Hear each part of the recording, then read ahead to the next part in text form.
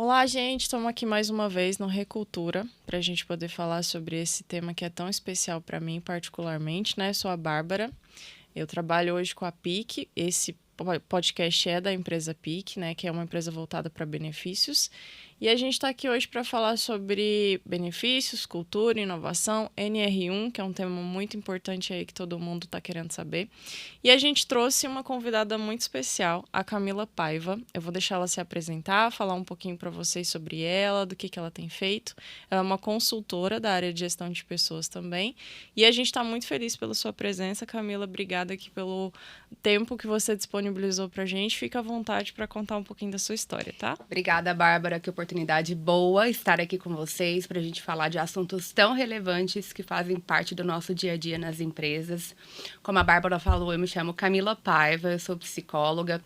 E o que eu percebo na minha trajetória é que estar na posição, primeiro, de colaboradora, depois ter crescido para a liderança e assumir uma gestão na área de gestão de pessoas, e depois estar como empresária, fez toda a diferença porque eu consigo perceber as diferentes perspectivas, né? Então, quando eu monto estratégias em gestão de pessoas, eu estou sempre pensando nessas três vias. O que o empresário precisa, o que a liderança precisa, o que os colaboradores precisam.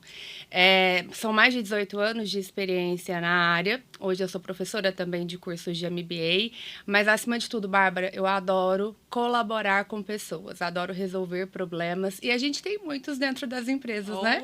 Tem. Bastante. E que legal, Camila. Eu acho que é uma área muito importante dentro das empresas. Eu sou apaixonada particularmente. E a gente até comentei sobre a NR1, né, sobre saúde mental no trabalho. Eu acho que você tem feito um trabalho muito legal de levar informação, de ajudar as pessoas a entenderem como isso funciona na prática. E eu queria começar fazendo já a minha primeira pergunta para você. Eu queria que você me contasse um pouquinho de como que você chegou nessa área. Como é que foi o seu que você decidiu olhar para a área de gestão de pessoas, decidiu se tornar um profissional estratégico para a área de gestão de pessoas. Como é que foi isso na sua carreira? Eu falo que a gestão de pessoas me escolheu, Bárbara, porque eu escolhi a psicologia, né? Então, havia uma dúvida ali entre o direito e a psicologia, mas eu acabei optando pela psicologia. E os estágios foram acontecendo, então fui para estágio na área educacional, na área jurídica, tive a oportunidade de conhecer a organizacional, e eu sempre tive uma autocobrança muito elevada. Então, eu tinha a sensação de que na clínica eu precisava de um pouco mais de experiência para atuar na clínica. E eu gostava muito do ritmo dinâmico da organizacional. Quando eu comecei a estagiar na organizacional, de imediato, eu já fazia recrutamento e seleção com 50, 60 pessoas, né? Na época, selecionava para Novo Mundo, para a Saga. E as oportunidades foram surgindo. Então, os convites foram acontecendo. Daquele estágio que eu não recebia nada para trabalhar, eu já tive a proposta de ir para um estágio que eu iria ser remunerada. Do estágio remunerado, teve um dia que eu fiz uma seleção de gerente de RH para a Nestlé. Uma candidata gostou muito e aí me convidou para ir trabalhar na empresa do marido dela, e foi quando tudo começou. Eu comecei como analista de RH na época, em 3 meses eles me promoveram para coordenação, e aí os projetos foram acontecendo, era uma empresa de atuação nacional, e aí a gente foi inaugurar hospitais no Rio de Janeiro, em Salvador, Tumbiara, no Brasil inteiro, né? Então eu fiquei lá por 3 anos e meio. E eu digo que a área me escolheu por isso, porque, na verdade, eu gosto de pessoas e eu gosto de ajudar pessoas. Na organizacional, a gente tem essa demanda o tempo todo, né?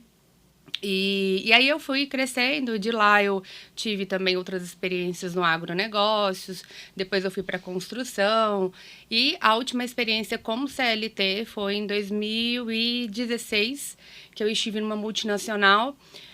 Eu fui responsável pela regional do Centro-Oeste, também apoiei ali o Norte, mas aí optei por empreender. Então, quando eu saí da TNT, que depois a gente passou um pouquinho ali da migração para a FedEx, falando de cultura já um pouco, né? Então, a FedEx comprou a TNT e a gente acompanhou bastante essa fusão. A cultura era bem diferente. A TNT é uma empresa muito voltada para saúde e segurança. Então, a gente tinha políticas bem cuidadosas com relação à segurança do trabalhador, esse era o foco principal. E aí, quando chegou a FedEx, é uma empresa muito mais com foco na agilidade da entrega, na produtividade, na redução de custos, né? Então, a gente fez uma transição bem cuidadosa para que a gente conseguisse manter o que a gente tinha de bom dessa cultura anterior, desse cuidado com a premissa do acidente zero, para a gente conseguir aumentar a produtividade. Esse é um desafio que eu acho que muitas das pessoas que estão ouvindo a gente passam. Como aumentar a produtividade sem aumentar o risco, né? Seja o risco ergonômico, o risco de acidente, o risco psíquico. Então, a minha última experiência no CLT foi dessa forma e desde então comecei a empreender. Hoje eu sou sócia da Sagaz e conduzo vários outros projetos, né? Também o Inovamente, com foco na NR1, as aulas e também a psicologia clínica, né? Então eu atendo hoje com foco em empresários, foco na liderança. Ah, que legal. Você faz um trabalho também com empresários. Acho que isso é muito importante, né? Sim. De atendimento. E como é que foi essa mudança de mentalidade para você, Camila? De passar de um colaborador de uma empresa, de vivenciar uma cultura e depois de ter o seu próprio negócio ali, criar a sua própria cultura. Como é que foi essa transição para você? É uma mudança que exige muita mudança. Porque empreender tem seus desafios, né? A gente precisa gerir custo melhor, a gente precisa equilibrar a gestão de pessoas com a gestão do negócio. Enquanto a gente é colaborador, a gente vai ter um olhar muito ali para qualidade de vida, para as relações. Quando a gente empreende, a gente tem que equilibrar todos os pratinhos, né?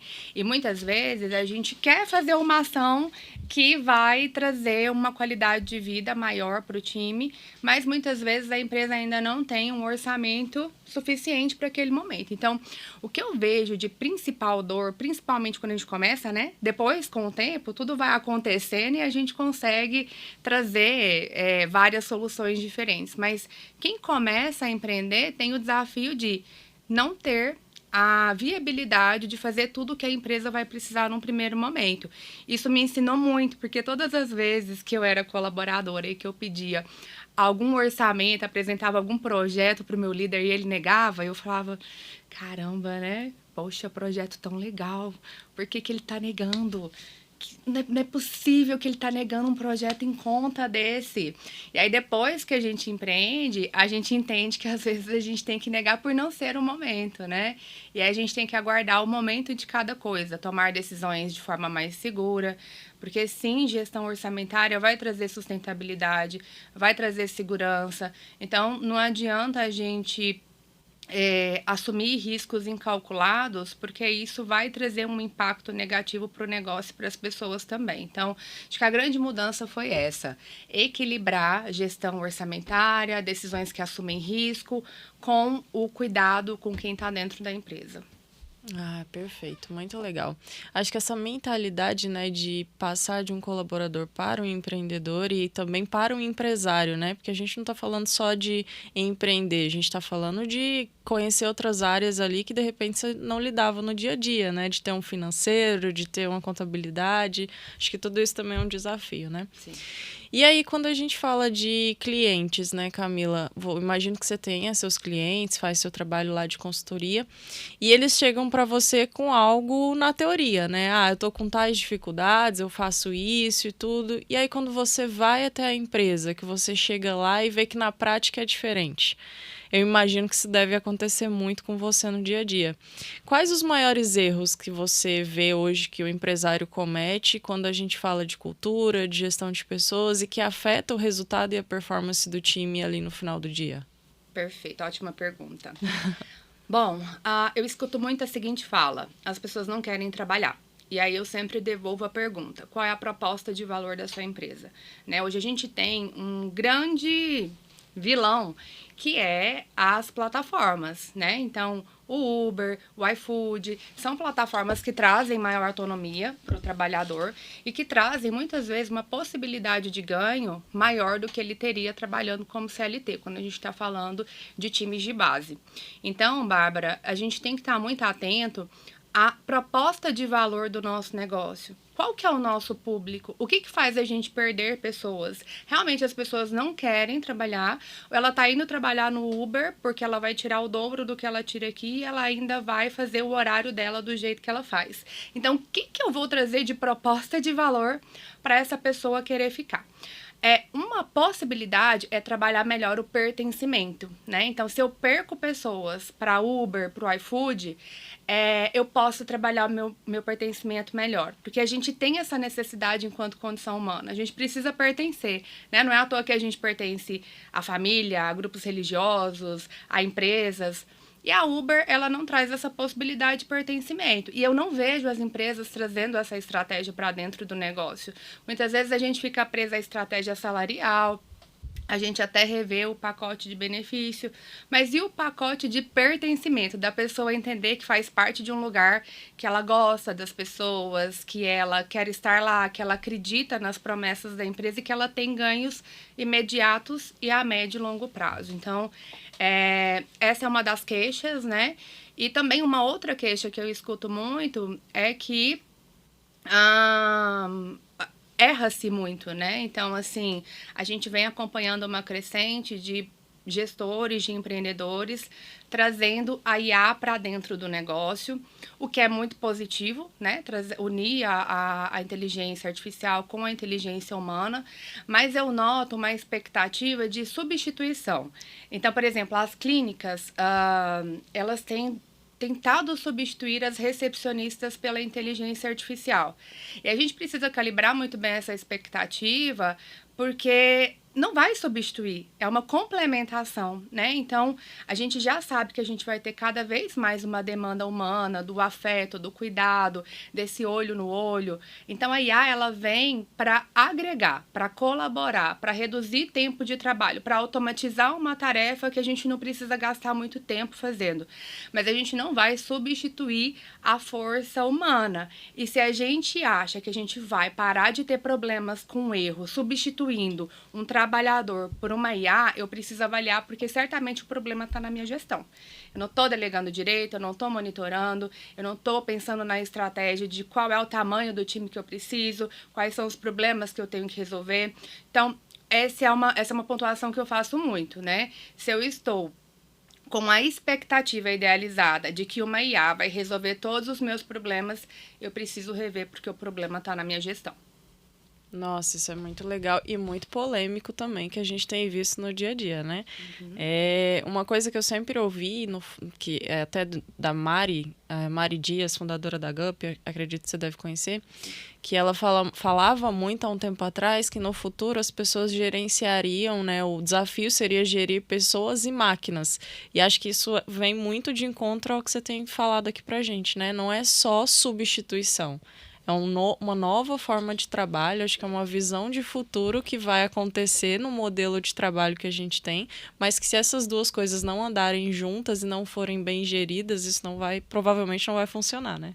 Exatamente, é só a gente parar para pensar o quanto a gente é surpreendido positivamente quando a gente está numa empresa e recebe um olhar cuidadoso de uma recepcionista, uma ajuda para, de repente, se a gente está falando de uma idosa que tem dificuldade de se locomover.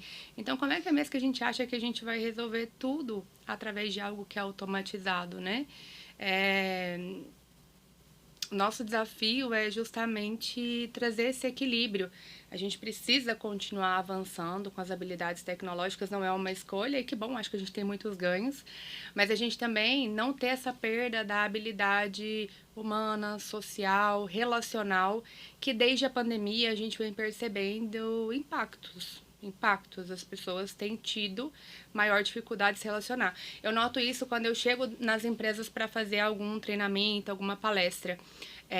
Em muitos ambientes a gente ainda encontra aquele ambiente caloroso em que as pessoas expressam emoção, comunicam, que você vê que o clima realmente é um clima muito legal, mas muitas vezes você encontra apatia. A pessoa tá ali por ela tá até assim fazendo o que é esperado pela empresa, mas notoriamente você percebe que ali não tem uma energia real.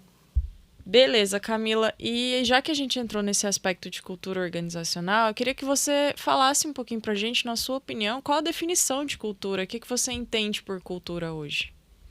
Ótimo. Cultura é o que acontece na prática. É o que acontece no dia a dia da empresa. É o jeito de fazer as coisas, é o jeito de ser da empresa. Então, a cultura é aquele processo que a gente sempre flexibiliza. É aquela decisão que a gente sempre toma no dia a dia daquela forma. E então é importante a gente entender que é a prática. É literalmente o que vai acontecer no nosso dia a dia. A forma como a gente se relaciona, a forma como a gente toma decisão, a forma como a gente olha e trata os processos, a forma como a gente cria, a forma como a gente entrega para o nosso cliente externo e interno. Legal, muito legal. E na sua opinião também, Camila, só para quem está ouvindo a gente poder entender um pouquinho melhor, né? Quem influencia mais a cultura? É o RH, é a liderança, é as pessoas? O que você conta pra gente? É uma boa pergunta, Bárbara. Quem influencia mais a cultura é quem, de fato, influencia na tomada de decisão. Então, se a gente tem uma empresa que é o time que decide o que vai acontecer e a gente não tem direcionamentos, a gente não tem feedback, a gente não tem regra, a gente não tem medida disciplinar para, inclusive, dizer, olha, isso aqui não pode, não está permitido, é o time que vai mais influenciar. Se a gente tem uma empresa que as responsabilidades são compartilhadas, né? Então, os tomadores de decisão têm clareza do que eles têm que fazer, a liderança tem clareza, o time tem clareza, está todo mundo decidindo e alinhando junto, essa influência vai ser compartilhada. Agora, se a gente tem também uma estrutura mais conservadora, que são os tomadores de decisão quem decidem, que existe uma pouca abertura ali para que o time participe, a influência vai ser maior dos tomadores de decisão, né? Eu acredito muito no modelo colaborativo, que cada um tem clareza da sua responsabilidade e todo mundo influencia esse ambiente de trabalho, cada um assumindo o que é seu e também intervindo quando percebe alguma coisa de errada que não deveria estar acontecendo ali. Ah, que legal, muito legal. E nas empresas que você trabalha como consultora, eu imagino que você deve ter empresas de diversos tamanhos, né? Então acho que isso também impacta um pouco na cultura de ser uma empresa pequena, grande, média, enfim. Mas como que elas têm lidado com a cultura hoje? O que você tem levado de elementos? O que você tem levado de ideias relacionadas à cultura? As empresas têm se dedicado mais à cultura. É um movimento que vem acontecendo aí nos últimos 2 anos. Então, cultura é algo mais falado pelos empresários de modo geral, o que é muito legal, né? Porque quando a gente avalia 5 anos atrás, 8 anos atrás, era algo que estava muito na linguagem ainda dos RHs. Então, o que eu noto é que as empresas têm buscado trabalhar a cultura. O último projeto que nós fizemos de fortalecimento de cultura foi muito legal, porque a gente trabalhou todos os pilares, né? Liderança, comunicação, saúde mental. Então, a cultura, ela vai trazer para a gente uma necessidade de um diagnóstico, de aplicação de um formulário, para a gente entender o que realmente acontece na prática, porque tem muita coisa que a gente sabe, mas tem muitas coisas que não são ditas, né? Então, acontecem, mas elas não são ditas, porque não estão numa política, não estão no processo. Então, quando a gente intervém, a gente sempre começa por um diagnóstico, em que a gente vai falar com os diretores, com o dono da empresa, com o RH, e aí a gente fala com os colaboradores também. Normalmente com uma pesquisa quantitativa e também com rodas de conversa para complementar essa análise, né, de cenário que é feita. O último projeto que a gente aplicou, a gente até teve um retorno da diretora de RH que disse que, na última pesquisa de clima, o principal fator positivo foi a cultura. A gente saiu muito feliz, Legal. porque quando o time consegue ter essa percepção de que a cultura é o diferencial da empresa e que é o que faz estar lá, nossa, acho que a empresa cumpriu com o papel internamente. Muito bacana. É um resultado, assim, fantástico, né? Para quem trabalha com gestão de pessoas, com RH, ter esse retorno positivo do time é fantástico. Sim. E sobre o futuro, Camila, o que você acha que vai definir uma cultura forte dentro da empresa?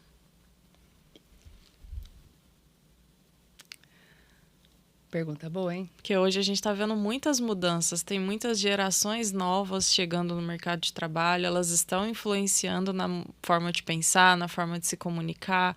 O que você vê e acha que no futuro vai definir essa cultura forte? Bom, Bárbara, eu vejo que tem alguns fatores importantes, né? Acho que principalmente a capacidade da empresa de transformar o que precisa ser transformado, mantendo o que precisa ser mantido. Então, quando a gente fala de diferentes gerações, né, a gente está falando de diferentes jeitos de ser, diferentes formas de trabalhar, diferentes formas de agregar.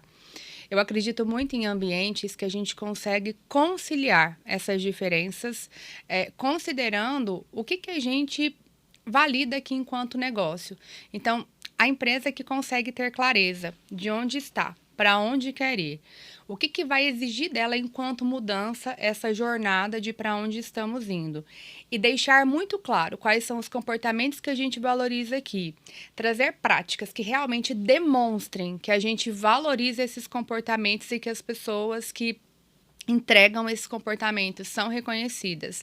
E também trazer um norte da mudança, né? Normalmente aí com trilhas de desenvolvimento. Então, quando a gente fala de uma habilidade muito importante para o mercado, a gente está falando do uso da IA, do uso de novas tecnologias. Então, tem que estar na trilha de treinamento e desenvolvimento a inovação, o uso de ferramentas tecnológicas. Então, acho que é muito isso. Deixar claro o que a gente valoriza e o que a gente precisa manter e o que a gente precisa trazer enquanto mudança para a gente alcançar o resultado que é esperado. E agora para falar de benefícios, Camila, que também é um ponto muito importante quando a gente fala de retenção, quando a gente fala, né, de motivação para o colaborador permanecer dentro da empresa. Ainda existe uma visão um pouco tradicional dos benefícios, né? A gente vê muito no mercado aí, a gente fala do VR, do plano de saúde, do seguro, mas e os benefícios que estão inovando dentro desse mercado? O que você tem visto? Como que tem sido os diferenciais dentro dos clientes que você hoje tem atuado? Tá, legal, boa pergunta.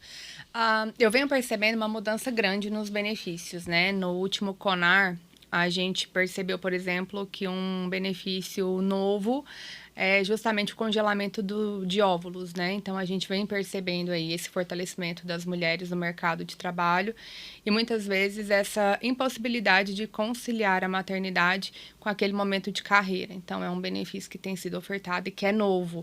A gente não via esse benefício acho que 5 anos atrás, a gente não via esse benefício, né? Então, os benefícios estão... a gente vem passando por essa inovação, empresas que trazem também o auxílio viagem, né? Então, é um benefício novo também. E a flexibilização. Então, a gente tem hoje algumas plataformas que trazem autonomia para o colaborador escolher com o que ele quer utilizar aquele valor. Ele quer usar com cinema, com terapia, com Uber. Então, a gente tem plataformas que trazem benefícios nesse sentido. A minha análise é que a gente ainda está um pouco longe do que a gente tem que ofertar, né? Então, por que eu digo isso? Porque a gente, de fato, assim, eu acredito muito nessa flexibilidade para o trabalhador escolher mais o que ele busca. Mas a gente tem alguns pilares importantes, né? E aí, nesse sentido, a gente tem a PIC fazendo um trabalho muito diferente, muito necessário, porque a gente tem aí o pilar financeiro como muito relevante, né? O pilar financeiro sempre foi um pilar que quem está em RH sabe que diminui produtividade, atrapalha o relacionamento, faz perder pessoas, né? Então, um colaborador endividado, ele não vai ter paz, né? E muitas vezes ele vai pegar um adiantamento, ele vai pegando empréstimos, ele vai entrando numa condição que vai deixando ele cada vez mais imobilizado ali sobre como fazer alguma coisa em relação à vida dele. Então, acho que a PIC hoje é um benefício, né, que consegue ofertar essa educação financeira e esse crédito facilitado para quem, por uma demanda ali de vida, precisou de um investimento a mais e precisa ser salvo naquele momento. Então, a gente vem percebendo isso, que a gente tem mais benefícios hoje com foco no financeiro. Eu venho percebendo empresas investindo mais na consultoria, né, de como fazer a gestão orçamentária. Eu gosto muito desse benefício. E trazendo a família, porque a gente sabe que muitas vezes quem gasta não é o trabalhador, é o familiar, mas todo mundo entra ali naquele bolo. Então, eu entendo que a gente tem que trabalhar o pilar financeiro, a gente tem que trabalhar o pilar da saúde, e não dá para a gente falar de saúde só ofertando plataforma para atendimento psicológico, porque a gente entra num processo de hiperresponsabilização da pessoa, como se ela fosse a única responsável pela saúde mental dela. E vamos lembrar, saúde mental é multifatorial, então ela tem a responsabilidade dela, mas existem outros fatores, né? Então, plataformas que possibilitem descanso, né? Acho que é um caminho aí do futuro do trabalho, né? Então, na Europa a gente tem a sesta, né? Então, ali depois do almoço. Acho que, quem sabe, daqui a pouco a gente está criando ali um espaço dentro das empresas para quem precisa, eventualmente, tirar um descanso maior para conseguir voltar a trabalhar para um projeto, porque travou, porque está ali tão cansado que não está conseguindo evoluir. Então, eu acredito muito no avanço de benefícios para descanso e também o acesso à cultura como uma ponte de apoio à saúde mental. Porque quando a gente vai a um teatro, quando a gente assiste uma peça de dança, né, uma apresentação musical, a gente entra em contato com emoções muito positivas, de encantamento, de deslumbre, que fazem com que a gente saia mais descansado. Então, eu acredito muito nessas vias, né, em benefícios que realmente contribuam para uma melhor manutenção da vida, considerando que cada um tem uma demanda diferente. Perfeito. A gente também acredita muito nisso, viu, Camila? E nessas empresas que você tem acompanhado, que você tem visto elas investirem nesses benefícios, o resultado tem sido, a performance tem sido influenciada positivamente? Esse resultado positivo tem aparecido? Muito. O que a gente nota é principalmente redução de absenteísmo, de turnover, melhora da produtividade e maior senso de pertencimento, né? Melhoria no clima. Então, quando o colaborador ele entende que existe uma via de mão dupla, ele quer ajudar de volta. A gente tem uma pesquisa do Aaron Grit que demonstra que todo mundo, quando é ajudado, quer, em alguma medida, ajudar também, né? Então, se as pessoas se sentem ajudadas, olhadas, cuidadas, vai ser um processo natural elas retribuírem esse cuidado em formato de engajamento. Ah, muito legal. E aproveitando até que você falou sobre clima, eu queria pegar esse gancho. A gente vê também muitas empresas que oferecem benefícios relacionados à saúde mental, como você citou, né? Mas se a gente oferece esse benefício e não cuida do clima da empresa, do ambiente, né? De como as pessoas estão se relacionando, qual o sentido desse benefício? Você enxerga que essas empresas precisam também cuidar do ambiente, cuidar daquilo que elas estão ofertando para não ficar só no papel e não sair da teoria e ir para a prática? Sim, perfeito, completamente, né? A gente tem uma soma de fatores, né? Então, quando a gente fala de resultado, de ter um bom clima, de reduzir turnover, a gente está falando de uma série de variáveis que vão influenciar. Não dá para a gente ter uma expectativa de que só trazendo um excelente benefício a tarefa de casa já está feita, né? Engajar pessoas, reduzir turnover, a gente investir em bons benefícios, é a gente fazer uma boa gestão, é a gente fazer as pessoas se sentirem apoiadas, é a gente trazer o orgulho da marca e o orgulho do que a gente entrega para a sociedade. Então, é uma soma de fatores, né? Que no final vão resultar na performance, que é o que a gente precisa, né? Exatamente. Legal, Camila. E para a gente fechar essa parte sobre benefícios, né, que acho que é uma conversa que rende muito, mas eu queria que você falasse um pouco do crédito do trabalhador. Como é que você tem enxergado isso dentro das empresas e o que ele tem gerado, né, de resultado dentro das empresas? Tá. Existe uma queixa muito grande do time de DP a respeito do crédito do trabalhador, porque, de fato, quando as pessoas pegam esse crédito, muitas vezes elas não entendem como é que esse parcelamento vai acontecer e o impacto disso, né? Tem muita relação com a falta de educação financeira que nós temos no Brasil. Então, se a gente olhar para o número que nós temos hoje, 8 a cada 10 brasileiros estão endividados, a gente tem uma evidência aí muito grande do quanto foi uma habilidade que não foi desenvolvida ao longo do tempo, né? Então, a gente tem esse déficit, né, na educação, as pessoas não fazem uma boa gestão orçamentária, em maior parte, aqui no Brasil.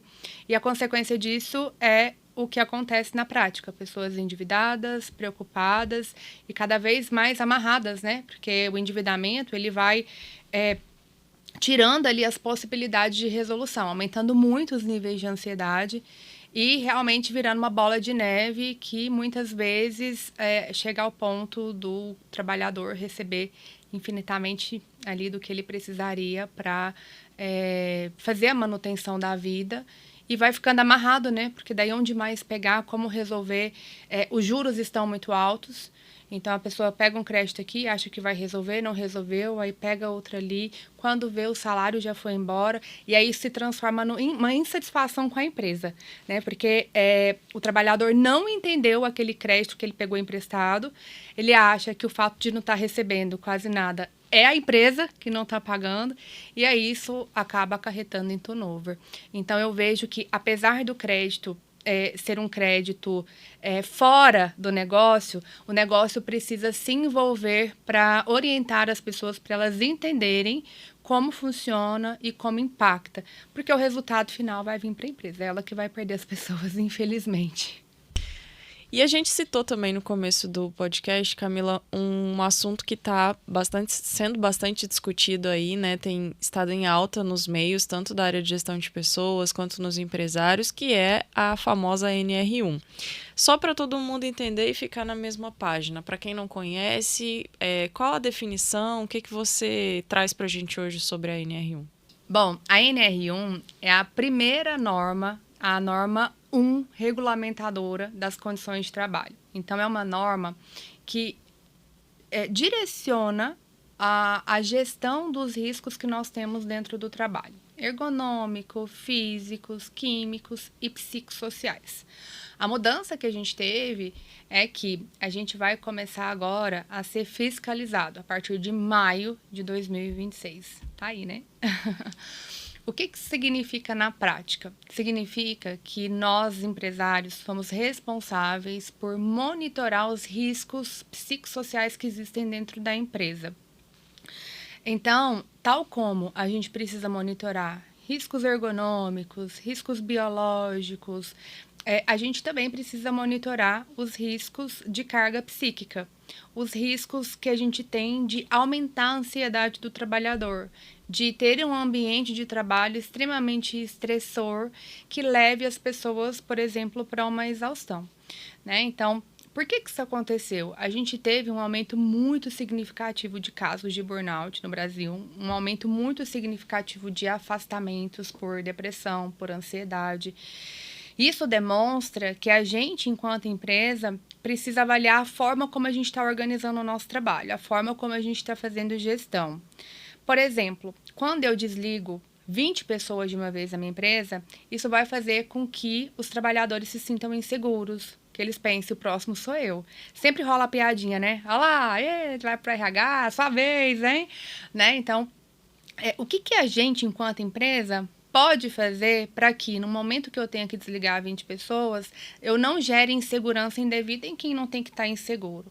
Então, essa norma, ela traz para a gente a importância de a gente olhar a forma como a gente está se comunicando, as cargas de trabalho, a sensação de segurança das pessoas dentro da empresa, aquele processo que tem o retrabalho e que ele poderia já ter sido ajustado, mas a pessoa está ali exausta porque o processo foi desenhado errado e todas as vezes ela fica chateada porque ela tem um retrabalho gigante.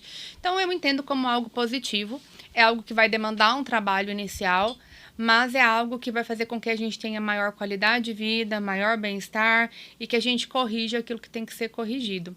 A minha experiência é de intervir com empresas que têm um olhar muito positivo, né? O projeto Inovamente que a gente tem é um projeto que trabalha cultura junto com a NR1.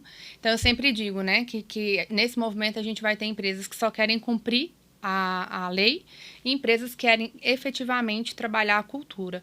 Eu trabalho com empresas que efetivamente querem trabalhar a cultura, porque é o que realmente traz resultado, é o que realmente aumenta a produtividade, é o que realmente entrega proposta de valor para todos os envolvidos, né? Para o empresário, para os colaboradores, para o time de liderança e para os clientes. E aí, nesse sentido, algo importante da gente entender é que também os empresários precisam olhar para si mesmos, né? Então, no último ano, eu venho acompanhando muitos casos de empresários com burnout, com ansiedade, inclusive com situações mais graves psiquiátricas, porque a carga de responsabilidade é muito alta. Então, quando vier aquela chateação de mais uma lei para cumprir, lembra que também é um convite para se olhar. Com certeza. E um fator muito importante também, né? Que a saúde não é só do trabalhador, é de todos que estão trabalhando. Isso Perfeito. vai do empresário ao a, empresário. né? Com certeza.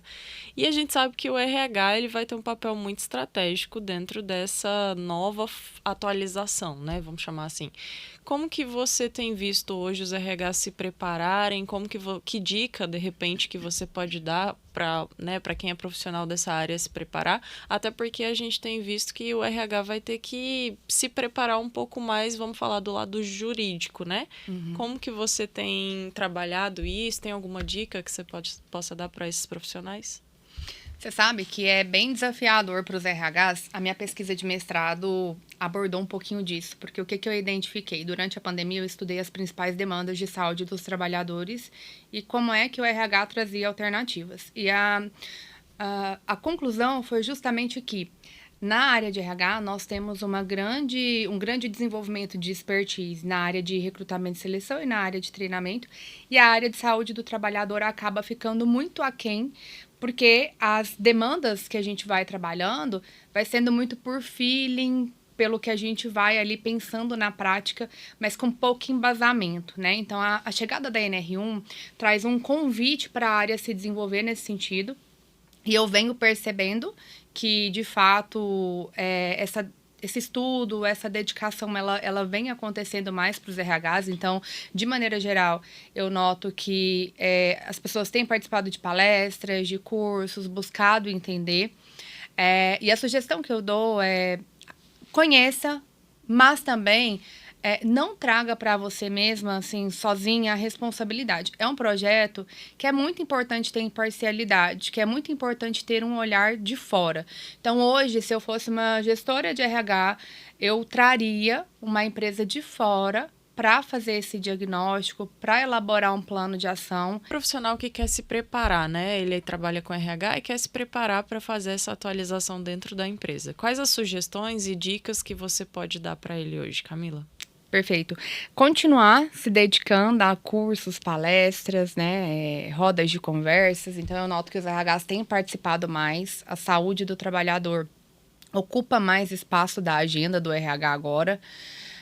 Mas trazer uma consultoria especializada que consiga efetivamente fazer um diagnóstico de forma imparcial.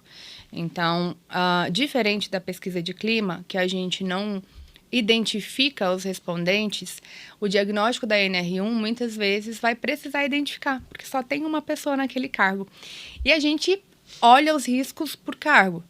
Então, quando a gente fala de um diagnóstico que é feito dentro da empresa, isso pode fazer com que as pessoas não respondam com a mesma transparência, porque podem ficar com mais receio. Então, a orientação que eu dou é essa, né? Traga uma empresa especializada para trazer imparcialidade para esse momento de diagnóstico. E sim, precisamos de diagnóstico. Não dá para a gente falar de risco psicossocial trazendo somente palestras isoladas, trazendo somente atendimento psicoterápico, gestão da NR1, definitivamente não é isso. Legal. E a liderança, como que ela pode se envolver nesse novo momento aí, né? Como que ela pode colaborar com o RH para ter esse melhor adequação à NR1? A liderança precisa ouvir mais, né? Precisa estar atenta ao que o time está falando, às dúvidas, às queixas, né? Então, nunca foi tão preciso ouvir. E a liderança também precisa ser apoiada, né? Orientada. Se a gente pensar, por exemplo, numa situação de surto num ambiente de trabalho, eu afirmo que quase nenhum líder vai saber como intervir. Então, a gente precisa também preparar as nossas lideranças, porque a gente vai estar cada vez mais suscetível a crises de ansiedade, a situações de saúde mental que vai, muitas vezes, exigir uma intervenção ali na hora. E agora olhando para frente, Camila, porque a gente passa por esse novo momento e a gente precisa, né, se adequar. Olhando para o futuro, o que que você acha que as empresas vão ter que se reinventar e melhorar e que dicas que você pode dar para elas começarem com essa nova adequação? Eu acredito muito num formato de inteligência coletiva, né, em que a gente constrói juntos esse futuro. A gente passa por um momento de muita transição, de muita incerteza, de muita instabilidade mercadológica e a gente lida com problemas cada vez mais complexos, né? Então, de fato, se a gente não trazer uma inteligência coletiva para a gente tomar decisões de forma diferente, vai ficar cada vez mais desafiador se destacar no mercado de trabalho. Uma coisa simples é que antes a gente tinha um concorrente por segmento. Agora, um segmento completamente diferente, às vezes, vira meu concorrente, né? Um exemplo disso é a Nubank, que hoje oferta plano de operadora de celular, né? Então, a gente vive esse momento em que a gente tem diferentes formas, né, de perder mercado. Ou de ganhar mercado também, a depender da estratégia que eu utilizo. Então, eu acredito nesse formato, no futuro do trabalho, que a gente desenhe esse futuro juntos, que a gente utilize mais também as ferramentas tecnológicas com o olhar humano, com a força humana, e um futuro do trabalho que a gente quebre paradigmas que a gente tem hoje que nos atrapalham, né? Então, até hoje a gente ainda tem a dificuldade com a performance, né? Então, ainda escuto muita gente falando, não dá para trabalhar no home office porque tem uma queda da produtividade. Na verdade, a gente tem que olhar a gestão, né? Se o home office gera uma queda da produtividade, é algum ponto ali que gera isso. Ou o cargo não permite realmente essa atividade no home office, ou a gente não tem uma forma de delegar e de monitorar, ou talvez realmente o ocupante do cargo não tem um ambiente de trabalho para conseguir fazer essa entrega, mas a gente falar que o problema é o home office me gera uma estranheza, né? Então, a gente está passando por um momento que a gente está com um mercado de trabalho diferente, né? Então, o CLT não é mais algo tão desejável, né? Mas as pessoas também querem mais tempo livre.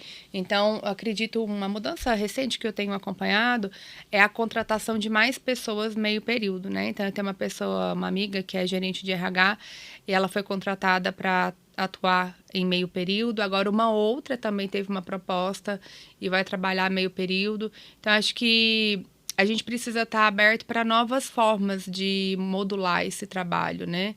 E aí nós estamos falando do tempo de dedicação, nós estamos falando da forma de dedicação, nós estamos falando de uma série de variáveis aí. Muito legal, Camila. Acho que a nossa conversa aqui tem muita coisa para render. Mas eu queria que você me dissesse em relação também ao futuro. Tem algo que você hoje enxerga que fala, olha, isso aqui acho que tende a desaparecer. E isso aqui já eu acredito que vai aparecer no futuro com toda essa transformação que a gente está vivenciando.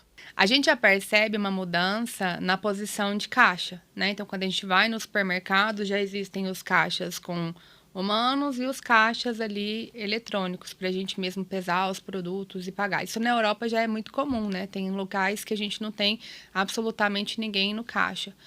Então, eu entendo que algumas atividades, né, que a gente consegue ter a automatização, a gente consegue, pelo menos numa parte do processo, trazer esse atendimento via totem, via humanoide daqui a pouco, né? Não demora muito, né? Acho que aqui em Goiânia está lançando o primeiro prédio com um humanoide na portaria. Então, a gente vai perceber essa automatização que lá no passado acontecia de uma forma diferente, né? Um exemplo de como acontecia no passado são os condomínios, que porque a gente deixou de ter os porteiros para cada vez mais ter ali aquele atendimento automático para entrada na portaria. Então, o que eu noto é que realmente algumas profissões, elas vão deixando de existir com o tempo, isso é natural da mudança do trabalho, isso sempre existiu ao longo da história, mas outras profissões vão surgindo também, né? Então, até pouco tempo a gente não tinha rede para falar de saúde e bem-estar dentro das empresas, hoje a gente já tem. Então, o que eu oriento para quem pensa na carreira, para quem quer ter esse olhar diferenciado, já com foco no futuro do trabalho, nós precisamos desenvolver habilidades tecnológicas, habilidades relacionais e a gente precisa desenvolver habilidade técnica, né? Porque hoje a gente tem uma mudança muito interessante. Até há pouco tempo atrás, quem sabia inglês ou muitas línguas era uma pessoa melhor remunerada no mercado de trabalho. Isso tende a mudar, porque a gente já tem, por exemplo, o Meet com tradução automática, né? A gente já tem as operadoras aí. A própria Apple já traz uma tradução automática que está sendo cada vez melhor desenvolvida. Hoje ainda com muitas falhas, mas eu acredito que em breve funcionando muito bem. Então, isso significa que a gente pode, com um fone, com um celular, fazer uma comunicação em tempo real com tradução automática. Então, deixa de ser uma habilidade que era tão valorizada como era. Portanto, a tendência é ser poliglota, saber mais de uma língua, não ser mais um diferencial para uma melhor remuneração. Mas ter um bom domínio de habilidades tecnológicas e um conhecimento aprimorado da IA já é algo que tem uma tendência a remunerar melhor, né? Então, pensando em carreira, eu iria por essas 3 vias. Técnica, porque, Camila, mas se eu jogar hoje no chat GPT, ele vai me trazer, às vezes, um conhecimento técnico melhor do que eu tenho.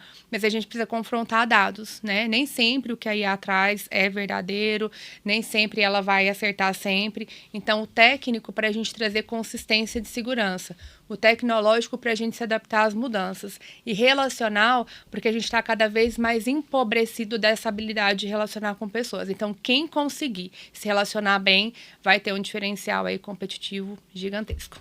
Vamos lá. E a minha última pergunta relacionada ao futuro do trabalho, Camila, é em relação aos benefícios. Como que você enxerga o mercado de benefícios daqui a 5 anos, por exemplo? Eu sei que na velocidade que a gente tem se transformado, isso é complicado, mas o que você consegue trazer para a gente nesse momento?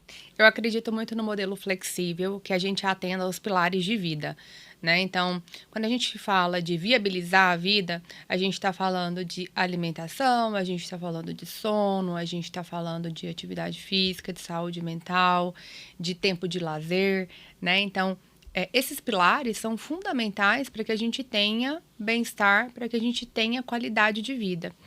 E eu acredito muito que a gente vá avançar em benefícios que façam essa contemplação. Por exemplo, quando a gente fala de saúde mental, não é só ofertar o atendimento psicológico como benefício da minha empresa. Porque se eu faço isso e digo para o colaborador, já te dou aí o atendimento psicoterápico, em alguma medida a gente está dizendo que a responsabilidade é toda dele. Se vira aí com os seus dilemas, né? Porque você já tem a psicoterapia. E sinto dizer que a psicoterapia não resolve todos os problemas da vida. Eu falo isso como psicoterapeuta. Então, em alguma medida, a gente entender que também é cuidado com a saúde mental o tempo de descanso. E eu posso ofertar 2 dias a mais de descanso no ano para a pessoa tirar e emendar um feriado. Eu posso ofertar como benefício um auxílio viagem, né, que eu possa atrelar isso, inclusive junto à avaliação de desempenho, a questão da performance. Eu posso ofertar um auxílio cultura. A cultura tem uma importância muito grande para a saúde mental, porque ela desperta encantamento, ela desperta descanso, ela desperta alegria, né? Então, quando a gente pensa uma peça de teatro, uma apresentação musical, uma dança, normalmente ativa muitas emoções positivas que têm uma relação direta ali com a melhoria da saúde mental. Então, são pilares que a gente não tem como abrir mão. O financeiro, que é importantíssimo, né? A gente sabe como um colaborador endividado, ele chega desestruturado e isso dilacera relações de trabalho, dilacera relações familiares. O aspecto financeiro, eu noto que é um aspecto que a gente tem que olhar muito dentro das empresas, né? De maneira geral, a gente perde pessoas quando elas estão endividadas. Normalmente, a gente começa ali com a perda da produtividade. Depois, com um empobrecimento das relações, porque a pessoa, quando ela fica endividada, ela vai despersonalizando, né? Ela fica tão presa ali na preocupação que ela não consegue mais se entregar para o outro e nem receber, muitas vezes, o que o outro tem de bom. Ela está sempre presa na preocupação de pagar o que ela não consegue pagar. Então, é um pilar que a gente tem que olhar dentro das empresas. E o social também, né? Como é que a gente está estimulando aí essa interação em comunidade, essas relações sociais. Dentro da empresa também, a gente tem um tempo ali para a gente interagir, para a gente deixar que o afeto faça parte desse ambiente, ou a gente está sempre falando de resultado, meta, norma, processo, tem que fazer, tem que fazer, tem que fazer. E uma outra questão, né? Às vezes a gente fala que tem que fazer, mas não fala o como. Então, de maneira geral, eu acredito nesse futuro dos benefícios, futuros que atendam necessidades e problemas reais de quem trabalha. Muito bacana, Camila. E acho que assim, só para resumir tudo que a gente falou, acho que ficou claro que se você é um empresário, você é de uma empresa, você é de um RH e quer ter produtividade dentro da sua empresa, tá na hora de olhar para tudo isso que a gente falou, né? Exatamente. De cultura, de clima, de NR1, de saúde mental, são temas que não dá para a gente ignorar mais. A gente tem que olhar e entender que tudo isso vai fazer parte ali do resultado final que a gente está buscando. Então, só queria te agradecer, Camila, pelo seu tempo que você disponibilizou para a gente, por todas as informações preciosas que você trouxe aqui, tanto para quem é colaborador, quanto para quem é empresário, para quem é do profissional da área de RH. E queria deixar você também à vontade para poder falar um pouquinho do seu trabalho, se você quiser fazer algum convite, alguma coisa, fica muito à vontade agora, tá? Obrigada, Bárbara. Foi muito bom conversar com você. Fiquei super à vontade, né? É de pessoas mesmo, a gente vê. É da área de pessoas. Bom, quero convidar todo mundo a conhecer, então, a Sagaz, que é uma empresa especializada em treinamento e desenvolvimento vivencial. Então, a neurociência comprova que a maior parte da nossa aprendizagem é via experiência. E na Sagaz, a gente treina e desenvolve pessoas de maneira colaborativa, de maneira divertida. Se você sente que você precisa dar aquele gás no time, não deixa de conhecer a gente, porque a gente pode resolver esse problema para você. E a gente tem aí Copa chegando, né? Eu sempre falo, o problema não é a Copa. Como que a gente está organizando a nossa gestão para que a gente consiga alcançar os resultados nesse período que a gente sabe que a atenção acaba ficando um pouco mais dispersa e que todo mundo quer saber um pouco mais dos jogos, né? Então, o momento de intervir é agora. Fica o meu convite. Obrigada, Bárbara. Imagina, eu que agradeço. E se você que é profissional de RH, se você é empresário, está buscando aí novas opções de benefício para a sua empresa, para promover esse bom clima, retenção, engajamento, conheça a PIC, pic.digital. A gente vai ser um prazer falar com vocês e contar um pouquinho mais da nossa história aí para poder ajudar a sua empresa. Especialmente se a demanda financeira tem sido algo que vem impactando o time, né, Bárbara? Com certeza. Acho que quem está na linha de frente do RH consegue ouvir as pessoas, as queixas, e a gente percebe um aumento nas empresas da demanda financeira. Então, acho que a PIC ajuda muito, né? Com certeza. Estamos à disposição para ajudar. E você, Camila, também, se tiver algo que a gente possa colaborar no dia a dia com as empresas que você trabalha, fica muito à disposição. Obrigada, Bárbara.